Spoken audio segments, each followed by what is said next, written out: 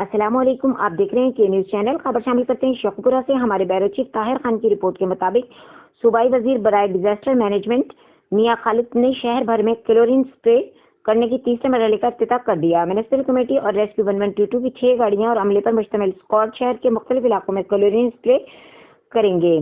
صوبائی وزیر میاں خالد محمود کا کہنا تھا کہ شہر بھر میں مسلسل کلورین اسپرے کیا جا رہا ہے تاکہ اس مہلک وبا کا خاتمہ کیا جا سکے، جبکہ چیف آفیسر احسن عنایت سندھو کا کہنا تھا کہ ڈپٹی کمشنر محترمہ سدرا یونس کی ہدایت پر میونسپل کارپوریشن عملہ دن رات شہر بھر میں کلورین اسپرے کر رہا ہے اور یہ سلسلہ کورونا وائرس کے خاتمے تک جاری رہے گا۔